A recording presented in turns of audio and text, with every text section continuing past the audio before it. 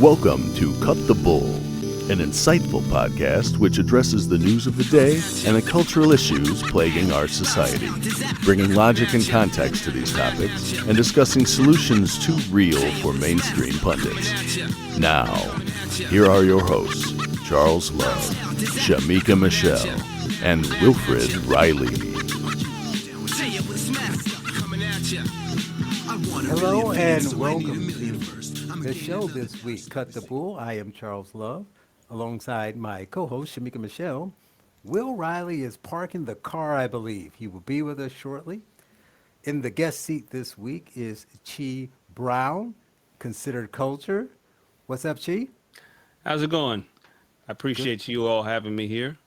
Great to have you. I have to say, I cannot take credit for the invite. Shemeka sent us all this fabulous video that you call a rant that you posted, and said we should have him on to talk about this. So, Shemeka, you want to tee it up? I mean, he's going to talk about it, but you can tell us what caught your eye and why you wanted to talk about it.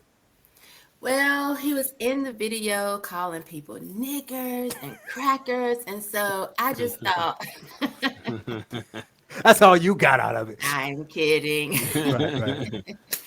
I just thought it was different from what he usually puts out. Like normally he puts out videos and you can tell that they're well thought out. Not that this one wasn't, but they're kind of like more planned and just he maybe it's a little bit more scripted. Whereas this one I could tell he was genuinely just speaking from the heart and it was something that wasn't really planned that he felt like he needed to say and get off his chest.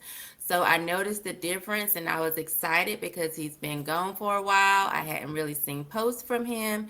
And as he was speaking, I was literally like, I never hardly give 30 minutes to watching anyone other than myself.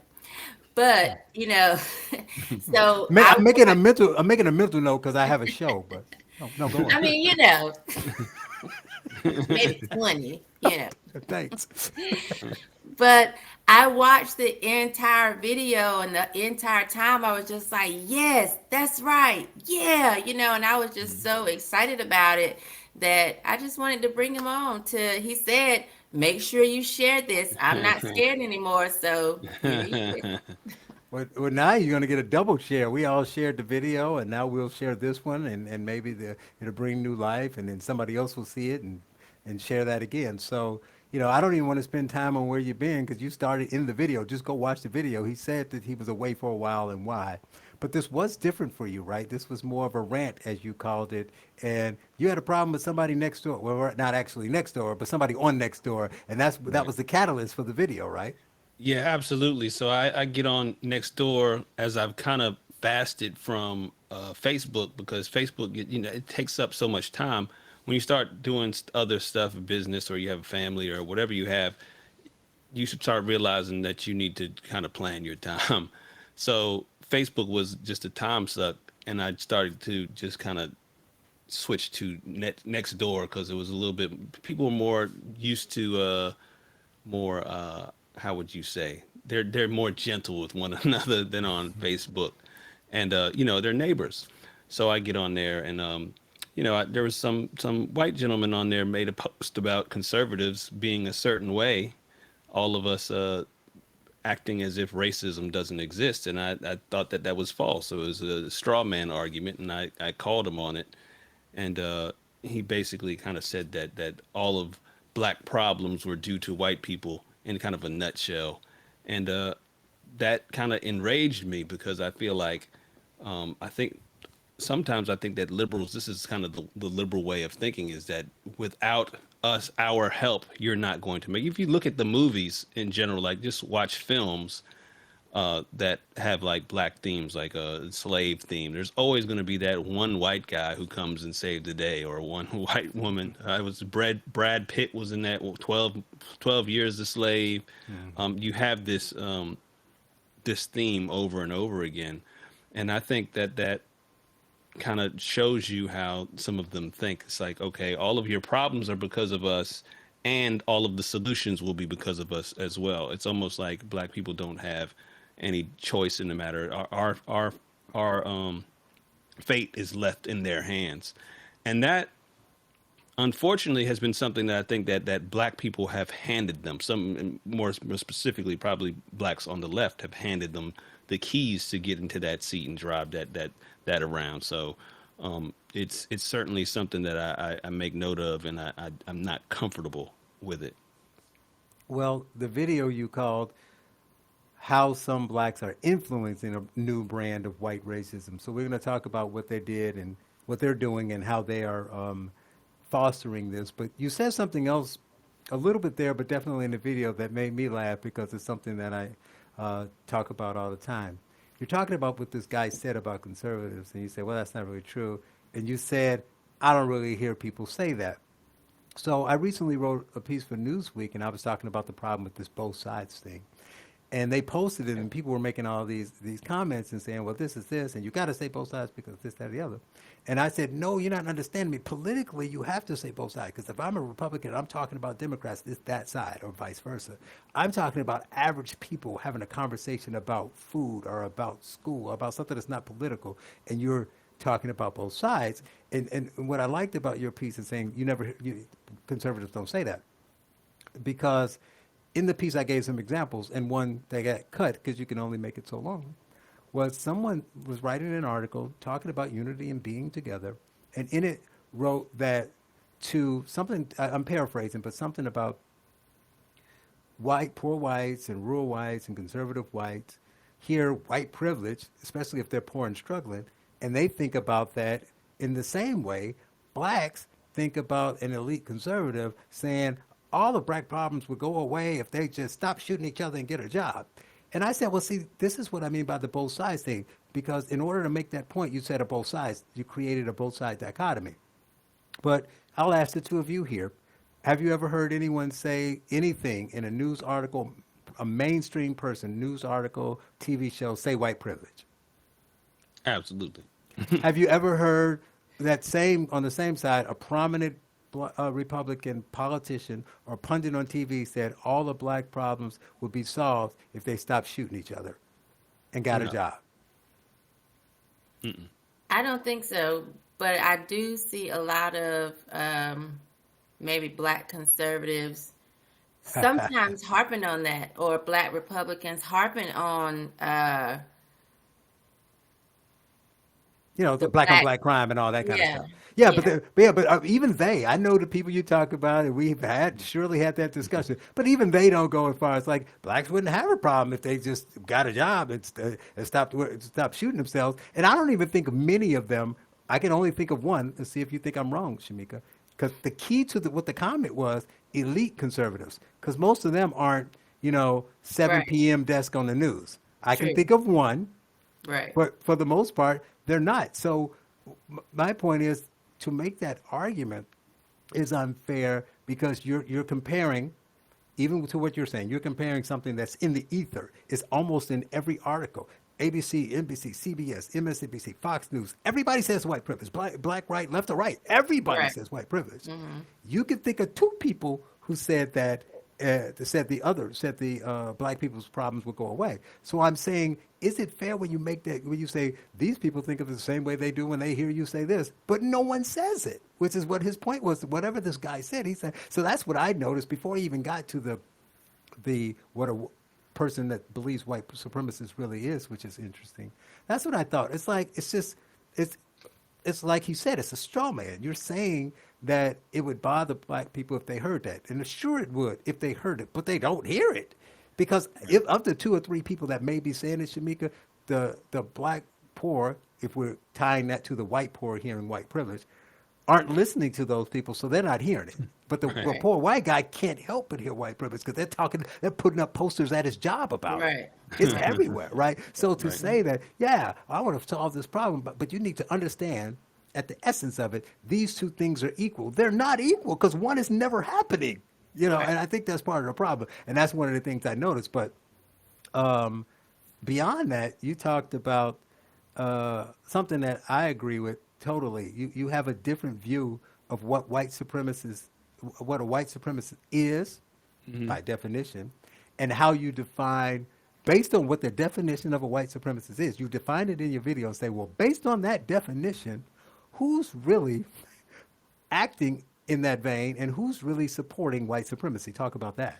Absolutely. So yeah, so with white supremacy, basically, I believe that the premise of that is that whites are supreme or superior. You know, white superiority, blacks are inferior. So if you look at the definition of the word racism in any dictionary, it's going to tell you that a racist is someone who believes that their race is superior to other races or an one other race. It could be whites thinking that they're superior to blacks. And the interesting thing about that is, again, I point out that if white liberals think that all of our problems, black problems, revolve around them, if they've created all of our problems, then that must mean that they've only allowed certain ones of us to gain success, some level of success. So either way you look at it, they're in control of our destination.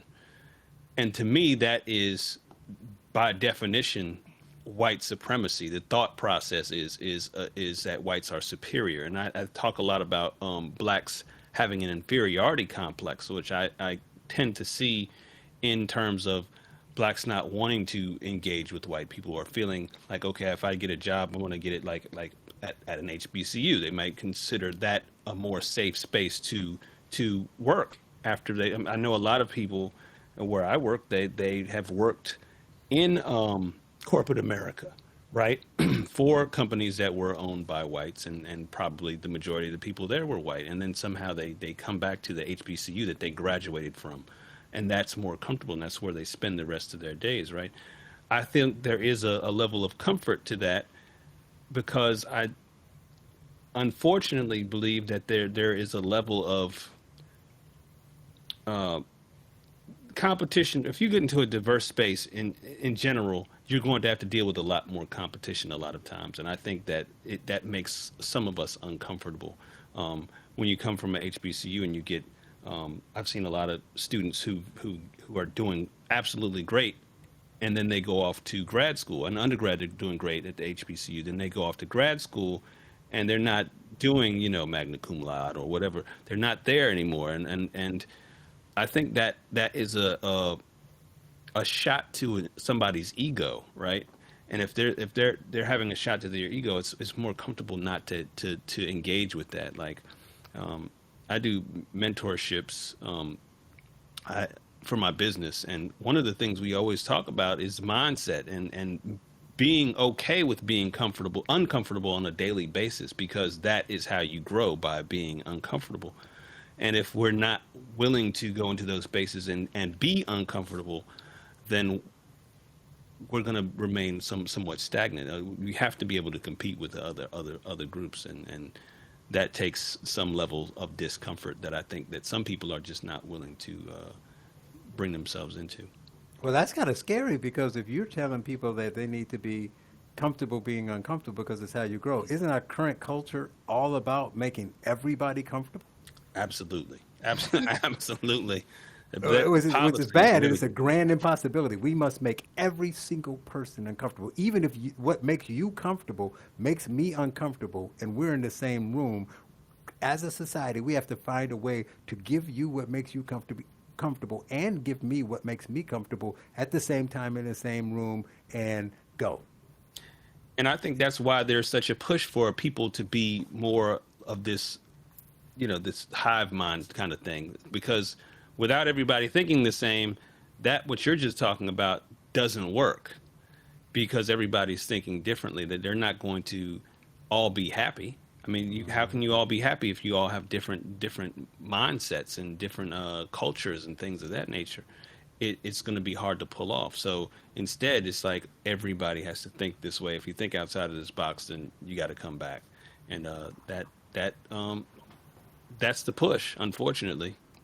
Right. I think that part of that is, Shemeka, it'd be interesting to hear what you're saying, but you think, but I think that part of their solution to that is to say that they want everybody to be. You okay, Shemeka? You laughing at Will making that noise, but he doesn't realize we can hear that? I was just going to act like it didn't happen. I was going to be the consummate professional. You had to laugh. What noise? I was cleaning the camera. And we heard it. That noise.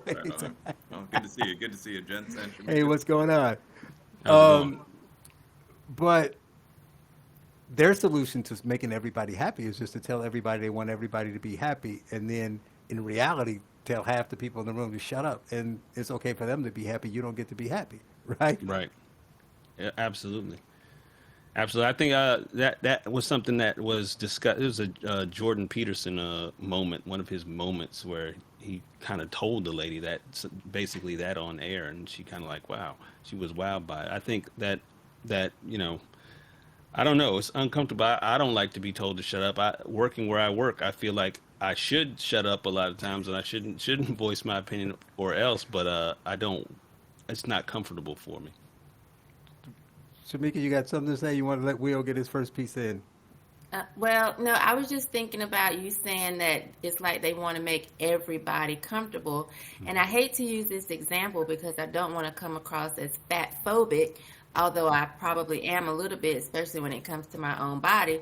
But like, I remember when, you could dream about being a Victoria's Secret model, right? And so now they have like the fat women, taking over, and they have the fat woman on Sports Illustrated. And I'm just thinking, why do we have to make them comfortable? And why do we have to talk about, well, we don't want to body shame? Body shaming is why I am so conscious about not being overweight, because my grandmother, she had no problem body shaming us. If we were gaining a little bit too much weight, she told us. If we got too thin, she told us. So, this whole just making everybody comfortable is making me uncomfortable.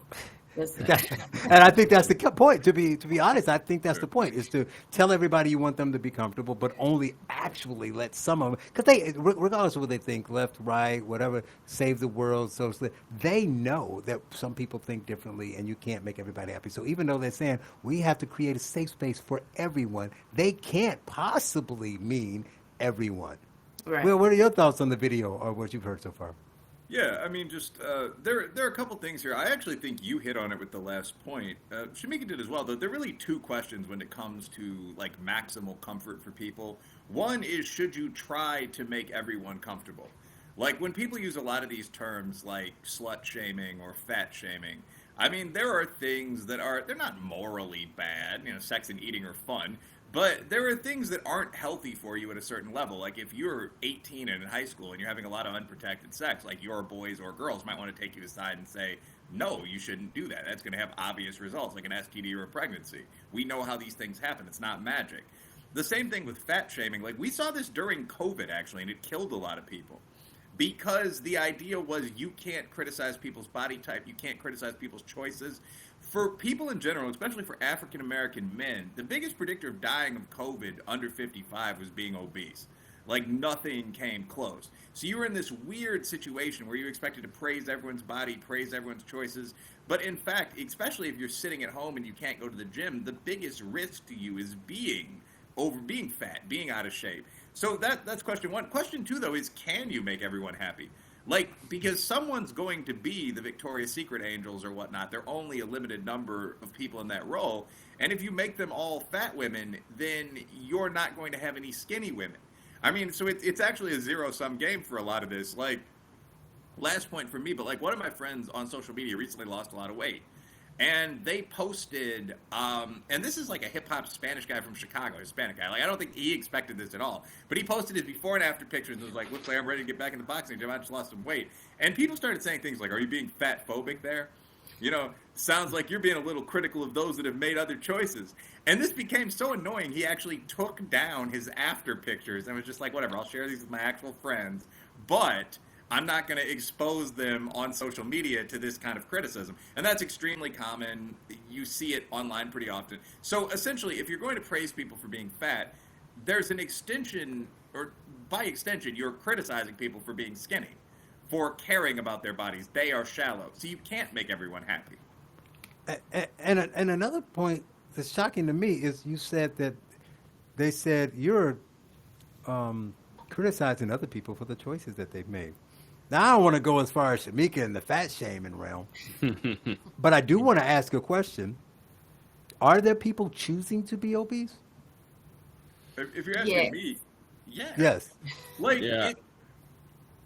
this is one of those things. So I think my role on this show and some others, in addition to my brilliance and good looks, is kind of the data guy position, where I'll say, like, they pay me to dig up this data, like these are the facts. I mean, Like penis sizes and such. All the hard work nobody else wants to do. yeah, though the penis. I see what you did there. Yeah. It was a shorter job than you might have guessed, though. But basically, but in all seriousness, obesity rates have gone from, it was about 9% for our Caucasians, African Americans. The stereotype of being a little more athletic seems to have had some truth to it. It was 7% for black men at one point. But let's say everyone's obesity rate was under 12% for most of history through the 1960s. Now about a third of the country is obese, many of them morbidly obese. So choose is kind of a harsh word, but yeah, people are making dietary decisions that lead to getting fat. There's no, when people try to play this off as genetic, no. I mean, even in the 60s, McDonald's was established and so on, but at least you could argue, okay, 10% of people might just be stocky people, like they might not have much of a choice. But when you see that number increase 400%, it's the same thing with fatherlessness. Like, obviously there's something going on. It's not necessarily even a dramatic difference in the food that's available. It's certainly not a difference in genes. It's a difference in what people are deciding to do. Right. How many people still cook? I'd be interested in a survey of young men, or especially young women, asking them, like, do you know how to make these basic dishes? Do you know how to make greens or a meatloaf? Do you know how to fry potatoes? And I think you'd see a lot of people that don't know how to make basic food. That's true. Toast. Sounds racist to me. Yeah, He rice. said toast. No, but I've had, like, young female friends ask me, how do you make rice? It's like you put the rice in the water in the pot. I mean, it's not a very complex dish. Buy a rice cooker. Right. That is true. Yeah, buy a rice cooker if you can't put the rice in the water. If you boil the water, you add the rice, you spin it around. I mean, like, in all seriousness, though, I would bet that the percentage of, in particular, young women that don't know how to cook has dramatically increased. And I would assume fast food hasn't increased all that much, but when you combine those two things, I would assume that's the reason for obesity. And you have fewer varsity athletes and soldiers. Most people don't know how to cook, and you have fast food all over the place. Right. True. Right. And the jobs change, right? Yeah. Some people didn't work out, but their jobs were a little more active, and now they're sedentary and they don't move at work, and then it's a combination thing. But when I say want to, I'm like, choices, like the people giving your friend a hard time talking about, why are you judging their choices? I don't think they're choosing to be more. They're doing the decisions, they're making the decision whether they should eat this or that. But those people are implying that they like, I think it'd be really cool if I were morbidly obese. I'm gonna go pack on 120 pounds. I don't think there are people out there doing that, but Yeah, I feel like they have to be. I just feel like that that's going to lead you to be fat. So then it's like you have to be kind of choosing in the back of your mind that that's the way you want to be. And I have to take, Katie Hopkins, how she did she gained weight intentionally, and show if you really eat right and exercise, you can be smaller. And so this is like, I have this thing, I don't like it when women have babies and then the baby is 12 and they're like, I'm still, fighting this baby weight, but he's 12. How is this baby weight at this point, And so it just bothers me, because I do think you kind of make a choice that this is the way you want to be, if you don't make a choice that this is the way you don't want to be. Yeah, I think that there's definitely an elephant in the room that is Literally. right. I see what you did there. No, the title of my show, Consider Culture. I think you have to consider that these things are culturally normal for a lot of people. I think that for me, growing up, I would get around certain people in the country, and they would say, "You're not eating enough. You look skinny." And there was a push for me to be bigger. And I've heard multiple women told me the same thing, that they get around their family members, and if they're too thin, their family members, pile on them about their weight, and that you need to eat more. So I think that skinniness is looked down in certain portions of the Black community. It's not praised the same way it is when you look at like models and things like that on television. It's a whole different world. That's true. True. How did we get on a whole I weight know. thing? Yeah, because now I'm thinking, even Monique said skinny women are evil. So, I think there are two levels to that. Like, one is that if people aren't succeeding, they don't want you to succeed. So, Right. Yeah. like, I recently started drinking a lot less. And I mean, my friends are good, they care about me. But, like, if I'm in a situation where I go out to a bar, like, people will tease me about, like, what are you, a punk? And it's just like, no, I want to be sober tonight. It's the same thing. Like, if your family, they're beautiful women, but they're Southern, they're 180 to 220 range, and you show up from a large metro area and you're conventionally upper middle class fit, they might genuinely want you to gain some weight, but it also might be this person I think looks a little better than me, or are they trying to make me feel quote unquote some kind of way? Are they trying to make me feel bad? I'm going to pressure them to eat until they gain 20 pounds and then the issue will go away. So I think that's just natural human behavior to some extent. It's just if you want to stay in shape, if that's something that matters to you, you have to respond to that the same way you would to someone pressuring you to drink too much or use a drug you didn't want to do or something like that. One other like last quick point, there's a strong working class tradition toward thinking that being fat is kind of sexy and classy, and that goes around the world. And that probably dates back to the point where not everyone had enough food. You see the same thing with white rural people in Kentucky. Like, people will say things like, I'm eating good. If you were to tell someone you gained a little weight, they would say, yeah, I have money for food. It would just be a direct comeback, and then they would, order their meal. So that there's probably a mix between a little cattiness and just the fact that that was a status symbol for a long time. It was hard to be fat until recently. Yeah, I remember an episode of The Jeffersons when George was feeling bad. He was starting to get. He said, "Look at him, starting to gain weight." So, and the character looked at him and said, "Oh, that's just success." right. Or happy weight. That's what they say when you're in a relationship. Happy weight, Yeah.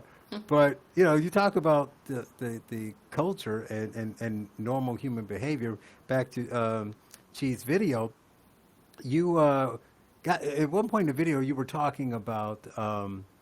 When you got into your kind of cultural riff, and you talked about how some of the people in the black community are, they see this crime and they see this stuff and they kind of identify with these criminals. And you're like, not that there's not criminals in other groups. And I was like, that's true. But you being honest and you laying down the gauntlets, the difference is that we don't seem to see other groups embrace, condone, and identify with the criminals in their groups, right? So you gave a very vivid analogy about what other communities do to criminals. But even today, most people, if a white guy knocks over a liquor store, the white guy watching it on TV is not looking at it like, man, we got to do better. Man, I can't believe, man, he's making me look bad. They just like, oh, look, that guy robbed the bank. I hope they get him. And then they go ahead and they eat their, food. I wasn't going to say some, racially sensitive item or something. But, for some reason, or you tell me, you three tell me if this is the case, but for some reason there is an ownership that blacks take on from crime in the area. So they talk about crime and they say they want less crime and there's too many shootings in our neighborhood, but they do feel a kinship and a closeness to the people who are committing crimes, right? So when somebody gets arrested, it's almost like you're arresting me. Am I wrong? Yeah, I think there is some of that. I tend to tell black people a lot that we're not a monolith. We're not a monolithic group. We're different. I mean, there are people in the hood in these communities that have lots of crime who do not want the criminals there. I mean, it's not like everybody is a friend of the criminal. But I do think that, a lot of the criminality comes along with the culture. And I criticize hip hop culture a lot, as much as I love it and have participated in it. I think that it's interesting because you look at films and movies, and a movie star, Brad Pitt can get on Fight Club and be extraordinarily violent, and nobody is going to go into the street and try to test Brad Pitt in a street fight now because they saw him, but hip hop rappers, they face this kind of thing where I'm this real person. This is really who I am, and then they go out. People will test them, and that's part of that's what people see. I mean, the lyrics are promoting these ideas, and I think a lot of black people kind of are a part of hip hop culture and like to think of that as black culture. So another thing I always remember as a kid, I used to have a house that we had a lot of kids. And my mother's Puerto Rican, and then she dated a white man. So I have brothers who are essentially white. And we had just a house of a lot of different people. And I would invite black friends over, and we'd always have these sleepovers. And one night we got into an argument, me and one of the black friends. And one thing he said to me is, he said, I didn't want to fight him. I told him, no, I don't want to fight. And he says, you know, the only reason you don't want to fight me is you've been hanging out with these white boys too long. And that always stuck out in my mind because it meant that he thought that black people were more violent than white people. And I was troubled by that. I always remember it to this day, and I'm just kind of wondering, you know, where that idea comes from. Why is it that some of us, and I do see it with some young mothers when I lived in more impoverished communities. They said, don't let anybody talk to you that way, and that best essentially meant if somebody's disrespecting you, you're supposed to check them on their chin, basically. And so I don't know why that is, and I'm sure it's like that in other cultures as well. But I'm really trying to figure out why we have this tendency to kind of enjoy our criminals and the violence aspect. Anybody want to take that? No, I agree. I was just thinking of, you know, times when I have even said myself, because I'm black. You know, like that's the thing. Like you think you can say something to me and get away with it. No, you cannot, because I'm black. Not because I'm not going to accept disrespect or because, you know, I want something to be right or not wrong. It's because I'm black. So, you know, I was just listening to that and I'm like, you know, yeah, you know, sometimes I think that way, you know, and I've loved hip hop culture. Ghetto Boys is like my ultimate favorite. You know, I can rap the entire album that came out in 91, We Can't Be Stopped. That's me. And we do kind of, I just believe sometimes embrace that and feel like we can't separate the two. Like growing up, we would watch Friday the 13th. Like I knew I wasn't going to put on any type of hockey mask and go out here and try to kill people. I knew that, you know, I could watch Halloween and not put on a mask and go try to kill people. For some reason, it seems that there's a disconnect that people have a hard time listening to rap music that talks about killing and shooting or whatever and separating and knowing I can't go out and live that. And I'm not exactly sure why that is, but that is an issue. I think that it is obviously a complicated issue, but I think it's kind of like what people say for all of these things that are entertainment or parts of certain cultures that can be good or can be bad, like too much of anything. But it's kind of like, I call it kind of like a cocktail. So individually, they're nothing bad. Because you remember there was a push against video games where people like video games are causing kids, these young men to go out there and beat people up and do all things. And they're trying to be like Grand Theft Auto where you could just, you know, that one kid used to always not even try to finish the game, just wanted to beat the old lady with sticks. He's like, yeah, you could just go out and they want to go out and do this stuff. And certain people take these negatives and they run with it. I remember, you know, I dated myself, I'm older than everybody else, but the 80s went to filthy 15 when, you know, it's the whole reason you have the warning labels on the CDs because these, Tipper Gore, her daughter, walked into her daughter listening to a Prince song and said, this is enough. And so she started listening to the radio and she came up with her and these other women came up with these 15 songs that shouldn't be played on the radio. And it became a big old deal. But it's kind of like hip hop in the sense that too much of it could be bad. But it's not really that. It's all the other things that we talk about being a problem, like Will talking about fatherlessness and all these other things. It's a cocktail because I grew up in a two-parent home, well-adjusted family, and I did all the same things that everybody else said was bad, but it was all fantasy to me. So I would rap the lyrics to the song, and I was laughing. It was funny, and I'd go back home. What? But the guy who's going home to an empty house, or whose brother's in a gang, or who has bullets going over his head and has to deal with all that, and he hears it in the song, he can relate to it a little bit more. And then he's playing the video games, and nobody's giving him the counter to all that stuff. So you get all that together, it creates more aggression in you. So I think it's more about the combination of in your situation than just the rap itself. But that also adds to the problem because when people talk about how it's dangerous, people will say, "No, it's not," because I listened to it and I went to Harvard.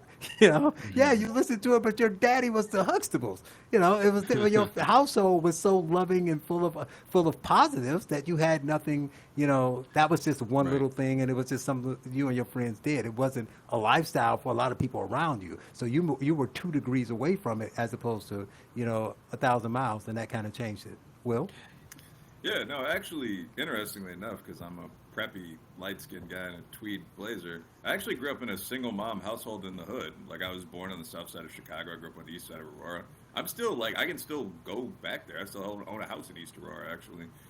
So, I mean, you see that is part of the culture where, gangster rap, or for that matter, narco ranchero for Latino guys, would be kind of the soundtrack for people doing other negative things, like sitting around, smoking weed, drinking 40s, transactions, like someone might buy a gun. There was definitely always, 666 Mafia, this kind of... And they had a soundtrack at the time. Yeah, but it was literally specific groups. It was Tear the Club Up Thugs, 666 Mafia, South Park Mexican, all of these rappers, mostly from the Midwest and the Southwest, some of whom people had met that were in the background talking about gangbanging and so on.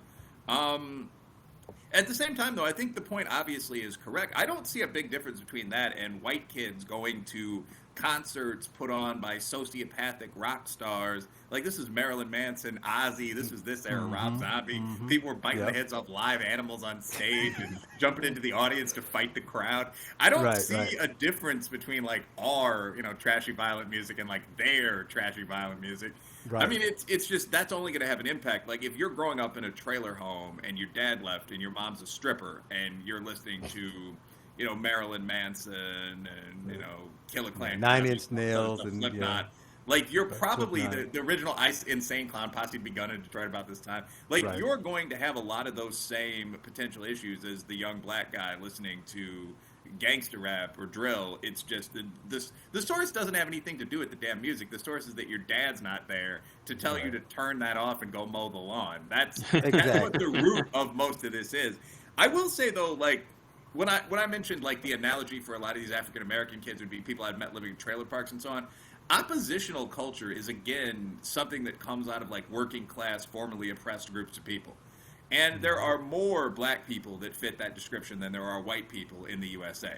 So I think if we're being honest, there are more black people that celebrate that criminal culture.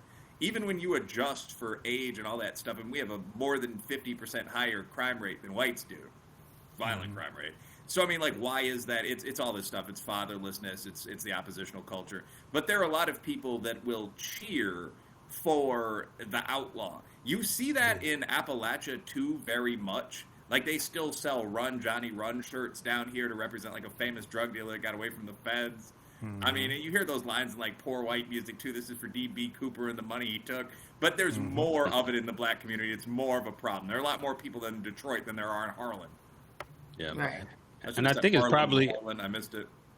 To speak to your point about the fatherlessness, and I think that is probably the heart of the issue, in my opinion, is if you look at the rates of people who are in crime having come from a single parent household.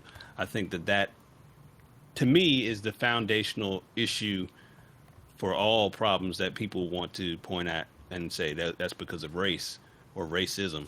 I think that mostly it's because you have single mothers raising these boys, and these boys you go through the deviant stage, and the mothers aren't there because they have to work 2 jobs, and they're with their friends, and their friends aren't the best influences for them like a father would be. So they resort to handling things the way that boys do when they don't have father figures. And I think there was a study about juvenile elephants. I don't know if you've seen this study where the juvenile elephants, they don't have their father. They go out running rambunctiously and destroying things and killing other animals. Yes, it's real interesting. It was an amazing study. Like they, sorry to all bust in there, but yeah, like I'm a huge wonk and will read this stuff as you obviously are. But I mean, like yeah, they were like raping rhinoceroses. Like the elephants it's called the herd bull apparently. Without like the herd bull and the matriarch, those two positions, both of which are very important, families and so on. The young male elephants, if there'd been like a shooting, hunters had shot some of the herd, are pretty gangster. Like they'll raid the plantations of local tribes people and eat everything. They'll destroy houses. They'll sexually abuse other animals. There's an incredible upsurge in rogue elephants with the family leadership gone.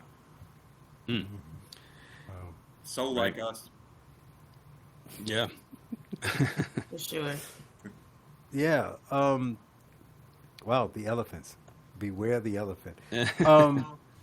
But why is it that I won't say nobody, of course, but why is there such a low priority put on that? I mean, we've talked about this a lot. A lot of your more prominent black conservatives talk about it. But, you know, with this huge political divide aside, can't we still have a conversation about that being a problem? I mean, it's a bigger problem than people think. I mean, those wonks like Will and people who pay attention to it, it's getting better now. But for a while, they would, as I say, bury the lead. So they would reference the Moynihan report and talk about how, you know, it was the early 1970s, and he was saying, I can see this problem coming down the horizon. And it was like, what? We need to help this black community because the unwed mother in this single woman household is astronomical. Well, what is it? It's 24%. Right? And then now people say, well, look, it's 3 times that now. But, oh, by the way, it's 40% across the board. And no one talks about that, right? So, you know, the only people who you hear talk about are mostly black conservatives and people in the black community, period. You know, some black liberals. But this is pretty much a national crisis. But I don't really hear this on CNN. I don't hear white conservatives on Fox News talk about it unless they're talking about the black community. They're not saying it's a problem that we have so many fatherless homes. They're not saying the fathers are important because of S. They're using it, like Shemeka was saying earlier, as a hammer to say, see, this is the problem in the black community. No, it's just a problem. So why do you all think no one's talking about it? For me, I think the reason is because for me, when I get into these discussions with people who come from single parent households, their tendency is to want to defend their mother. That's a good point. It's not comfortable for them to think of, and especially if they feel like I'm doing good, I'm doing okay. Like I got this middle class job, I got a house, my kids are taken care of. So, and I'm a single mother. So now how are you going to attack me? Like my lifestyle, I'm fine with it. They're comfortable. And when you come from a community where most of the people are the same way, there's some communities where I think it's like 90%, some black communities where it's like 90% of the people there have single parents. So for that one family that there happens to be the father, they're the weirdos. Well, but the thing of it is they're more influenced by the external than they are inside their house. So they're still a product of the single parent community. Mm-hmm. So I just think that people see it and it's like they don't want to talk about it because it's emotional. You know, that is a great point, and that's 100% right. And there's too many other reasons. I bet one of them are going to say another reason. What's yours, Will? Well, I think basically. One sentence, I think most people are amoral pricks that don't like self-criticism. I mean, that's a little blunt. You guys have said this much more politely, but like, so there's a lot here. Like, first of all, why doesn't the left talk about this? Because the African American and white feminist and et cetera women who are 55% likely to be single moms, actually a little more for us, more than 70%, aren't going to criticize single motherhood. I mean, that's Shai just broke this down. Is it pronounced Shai, by the way? Chi. Chi. Okay. Like Tai Chi. Yeah, that's a dope name. actually. But Appreciate okay, it. geez, sorry. I'm from Chicago, so I wanted to make sure I was The getting that shy. right. Chi. Okay, yeah, sorry. Anyway, I've been confused by Charles just screaming, shy. All right. So, but I mean, obviously, I think your point was correct and more politely phrased. Like, it's a tough topic to talk about. People that are dealing with the issue don't want to criticize themselves. No man of any worth wants to criticize their mother. So it's tough to talk about. White liberals don't ever criticize black people, which is extremely harmful. They just subtly treat us as secondary citizens. That's it. So that's how they do it. On Fox News, I mean, like, some of the hosts, I don't think it's racist, but they're appealing to a conservative audience. And if you're trying to solve a problem by appealing to a tough white audience, presenting it as this is what the blacks are doing and here's how we can fix it is a tempting pit to fall into, right? Like, so there's a real hesitancy to talk about poor white problems in the USA. Like, that's the true. Extreme alt-right right certainly doesn't want to, because pointing out that 50% or more of the white community is doing no better than much of the black community torpedoes their whole idea. On the other hand, the left is really focused on this idea of reparations. Let's focus on the minorities. Let's make it not about class. So pointing out that 51% of poor people and people on welfare are white doesn't work for them either. So there's this whole block of people that everyone just ignores. One effect of this, though, is that it makes us look like losers. Like, it makes it look like these issues are issues in the black community. Right. Like, I mean, if you want, I'll say this, the highest crime city in the country, Oceana, West Virginia, is like 98% white. And they don't quite match us, although I'm not shooting anybody, in murder rate. But in terms of other crimes, if you go to a lot of Arkansas, Kentucky, Tennessee, Alaska, there's no shortage of a lot of these same pathologies.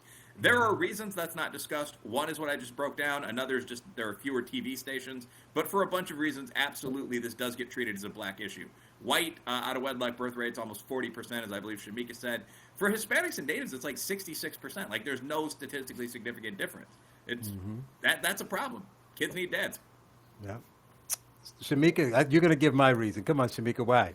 Why don't they talk about it? You know, I just think people like to lie. I mean, I don't really know why they don't like to talk about it. I will say that a lot of women came at my throat on Facebook when I was talking about how important fathers were. And it goes back to what you all have said. If you're a single mom, you don't want somebody telling you that that's not the best situation for your child. You want to think that you are some type of superhero. I'm echoing, I'm sorry. Yeah, you want to think that you're some type of superhero and that you can do it all by yourself, which you can get through it, but it doesn't mean that that's the best situation for your child. And so I do think it's a lot of, no, not me, don't talk about me. And another thing I feel like people don't want to say that it's across the board is because then we would have to really point out how crazy women are.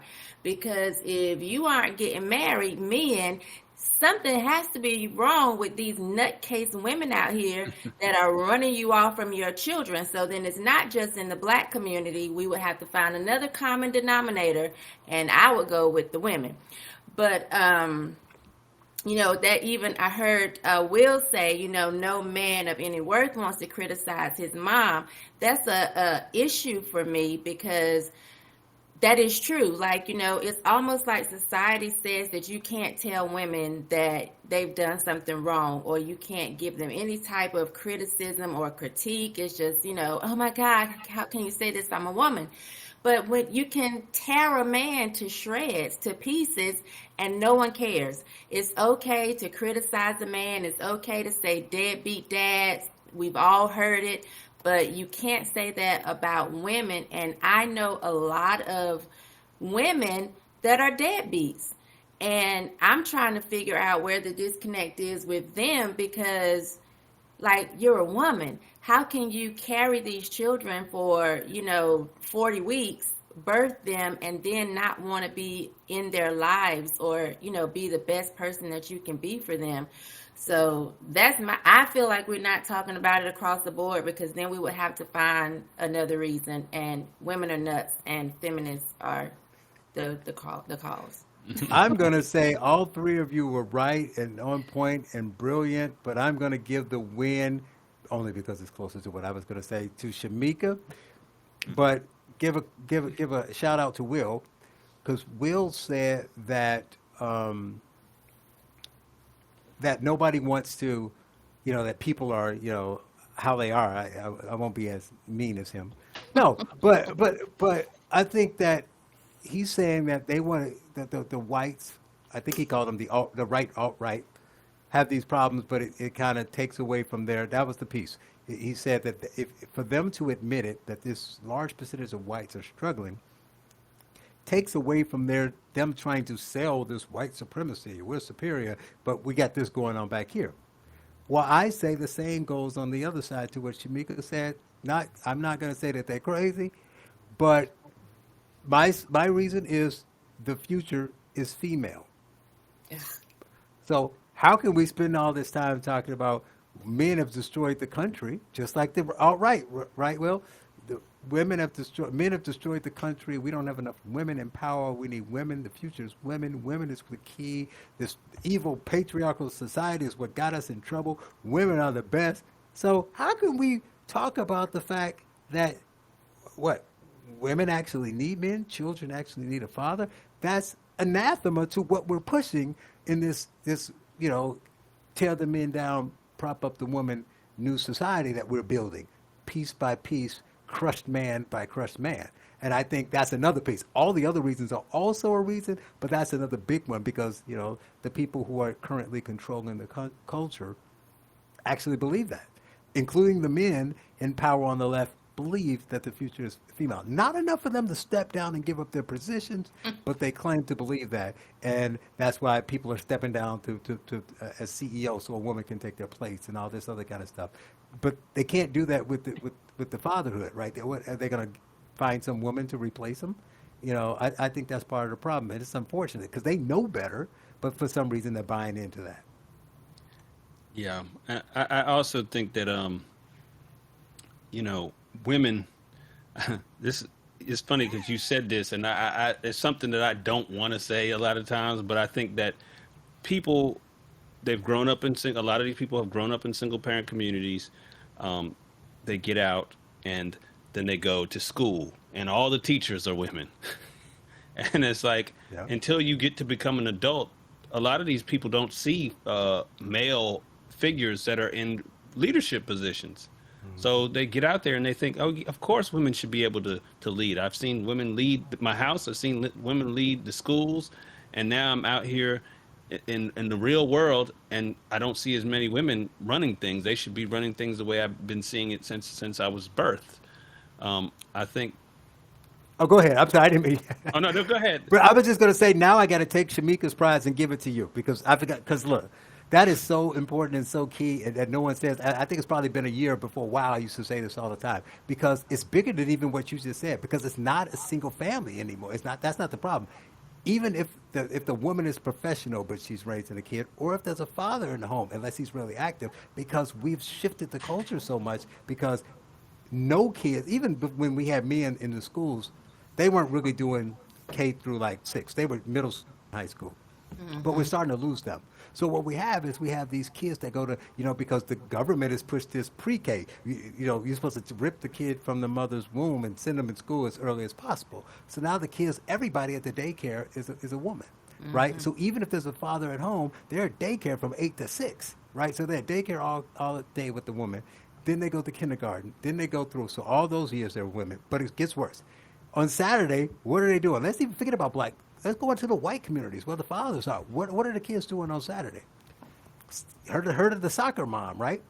So they're going to all the activities, which the father's doing his thing, and mom's running them around to the activities with the other moms, right? They don't get the other male role model at church because they're not going to church anymore. So outside of the 3 hours a week that they see the father, if they have a father, or none if they have one in their home, if they're in a single mother home, when are they seeing men at all? Right? They're going through their whole existence without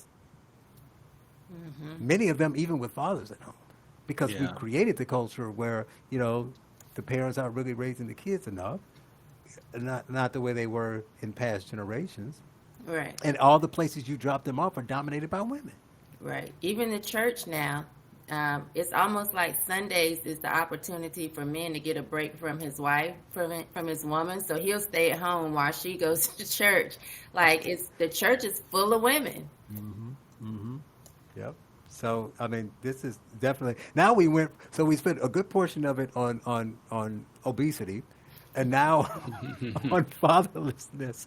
You're supposed to be talking about how white people are going to be our saviors. So close it up with the summarizing again your video of what made you so angry with white people thinking that we're all struggling, suffering, uneducated, homeless criminals, and they can come to the rescue. And they can come to the rescue for us, and maybe get one to bring home if they do it right. All right. Yeah. Right. Absolutely. I mean, yeah, they got to think there's something at the end of that rainbow. They put in all this work trying to fix the black condition because it's so bad. I gotta admit, we'll see with these last couple of minutes if I get in trouble. But I got you. But I got you. No, it's gonna get work. Chi, I gotta go there. So Chi and I were talking while we were waiting for you two to get online, and we were talking about this diversity push, and I was talking about how diversity doesn't help because all the reasons we all have talked about before, in addition to the fact that they don't really believe it because they don't want the diversity to go the other way. And in that, I was telling him how it's crept into my job, but I didn't really say how. So we have been, I think Shemeka and I talked about this briefly last week. So, all these companies are having a diversity push. We know that. Most of them for good intentions, a lot of them just because of social pressure. And so, our fearless leader decided, well, I'm going to open it up for people to have an honest conversation. Let's have the conversation. And I can't do what I do and be quiet. So, no, I never really talk about my radio show, books, articles, anything. I just, plug it along. But I'm like, now you open the door. So I kind of say what I felt. And it's like, oh, we want to have more of these conversations. You want to lead one. So today I led the conversation on diversity. And it was from the premise of the diversity conversation that will end all diversity talks. And I say this is why diversity is the problem. So I'm saying how even regardless of the intention, you got to do good. So if what you're doing is not moving the needle, why are you doing it? So I asked a simple question. I said, where does this come from? And they were like, well, it came from HR, and HR is doing it because it's in the culture, which is all true. I said, no, but where does it come from? Why is this diversity push being started? And I wanted to see what people think. And they made some really logical and intelligent points, but they were wrong. What they said was because they want everyone treated fairly. They want equality for all. Now, we all know that's not the reason why this diversity push started, whether you like it or not. It started for diversity for black people. It was a black thing. So my point was, and I pointed that out to say, you can't solve it because it's a black thing. You're trying to fix it with an everyone thing, right? But it didn't start as everyone. It's saying blacks are treated different in this country. Look at what happened to George Floyd. What are you going to do about it? And your response as a responsible company is, let's treat everyone equally.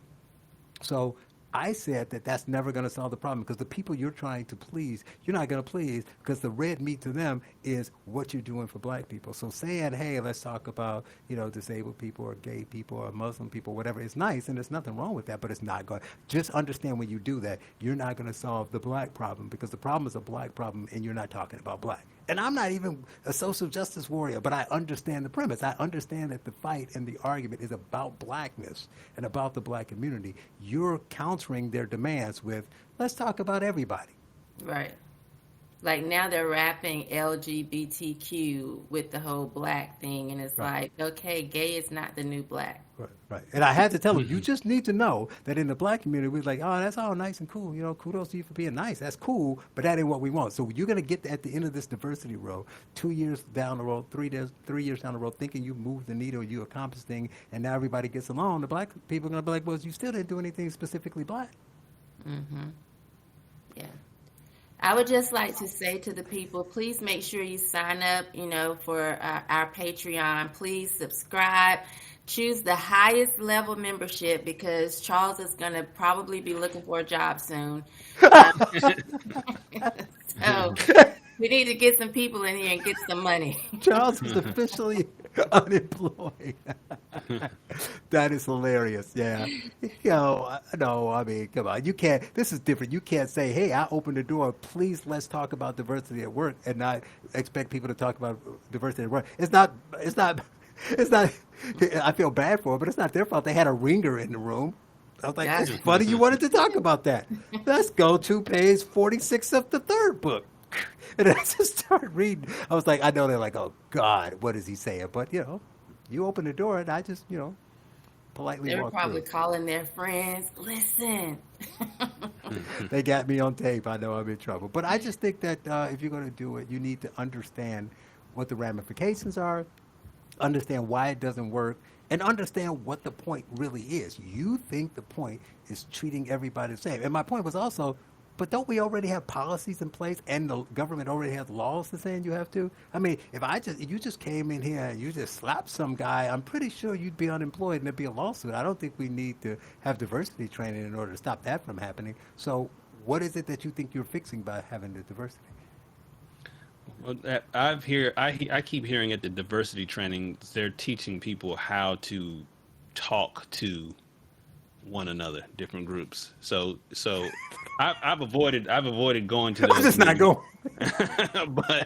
but that's what I'm hearing from people is that they're saying, okay, you need to learn he, her, she, Yeah, but how do you have it's to what. learn how to talk to people? I was like, what are you saying? It's back to your video saying that it's even though it's not intentional, if it's de facto racism, right? It's like you're saying that, well, you have to learn how to talk to blacks, as if to say talking to black people are different.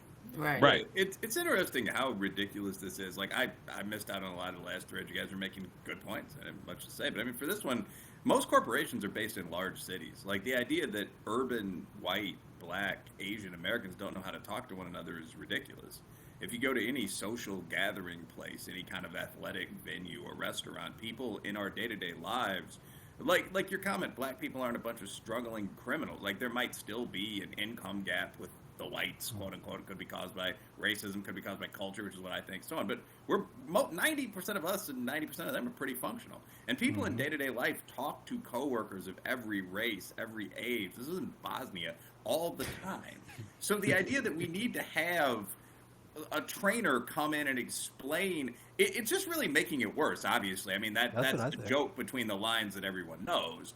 That I mean, normally you call a woman her or ma'am, and you call a man him or sir. If you're teaching people 49 different pronouns, asking them to run these by each coworker, you're not simplifying speech. You're making it a lot more complicated, so you can provide jobs for otherwise useless people. I mean, that's pretty much like my one question as a guy who's been a boss in business is one sentence. What's the ROI of DEI, like of diversity, equity, Right. and inclusion? What is it? What do you expect to get in? I mean, like, cut the bull. It will be here in a couple of years.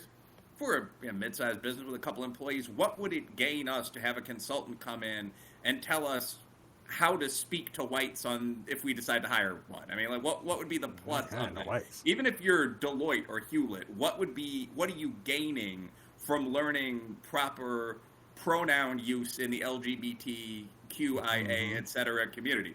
And it's a question I've never effectively heard answered because I don't think there is an answer. No, I don't think so either. Because two problems with that is one, the pronoun thing is funny to me because I started talking to people. I thought I didn't know how to talk to people. I'm like, when I talk to people, I never say the when I'm talking to Shemeka, I say Shemeka, and then I say you a bunch of times. I just realized that. Then I'm like, did you go? Are you going? Where'd you get that? I never say she.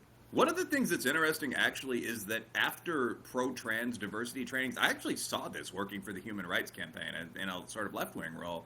People will start using pronouns all the time just to show they're woke. So, like, if you have a coworker that looks like an attractive woman but identifies as a man, people will constantly and awkwardly call them him. So, like, if you're in a coffee shop in the morning, it's like, oh, I see Jake is here. Can you bring him his drink?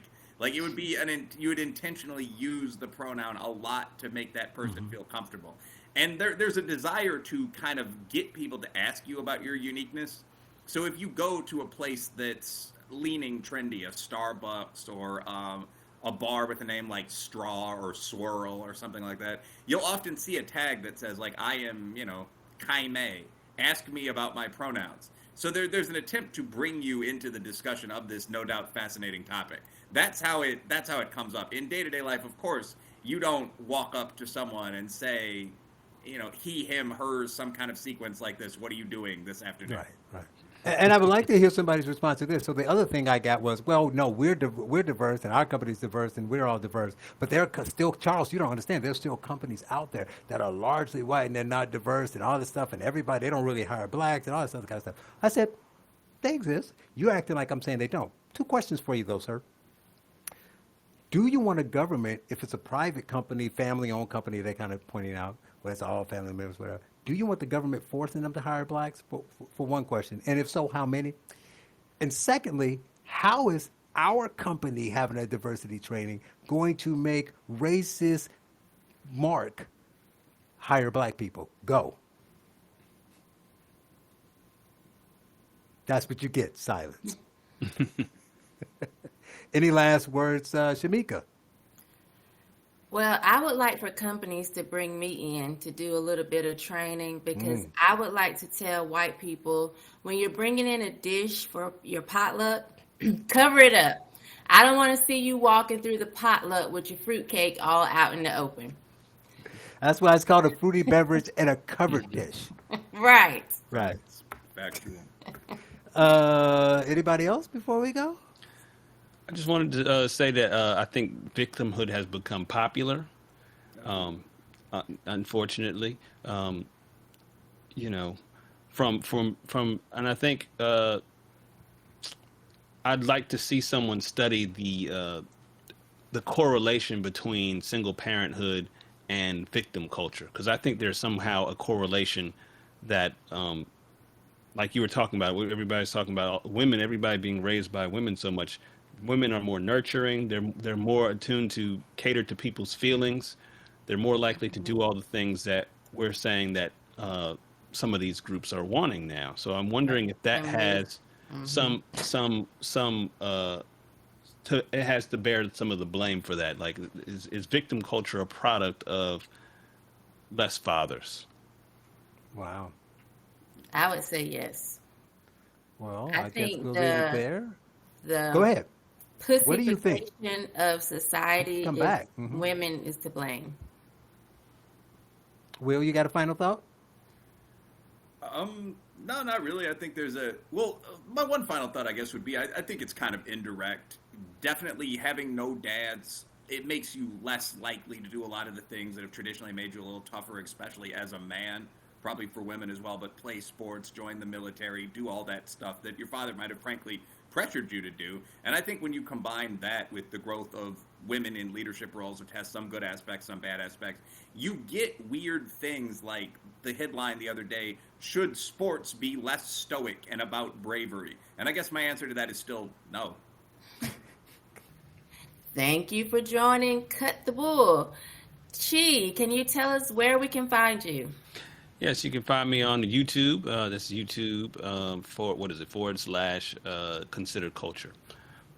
I'm also on Instagram, Consider Culture. It might be Consider _culture there, and on Twitter, but I don't tweet that much. So You don't. You really don't. But we appreciate you coming on this week, and we thank you all for tuning in. Join us next week. I have no idea who it's going to be, but you'll have your lovely hosts, myself, Shemeka Michelle, Wilford Riley, and Charles Love. Catch you next time on Cut the Bull.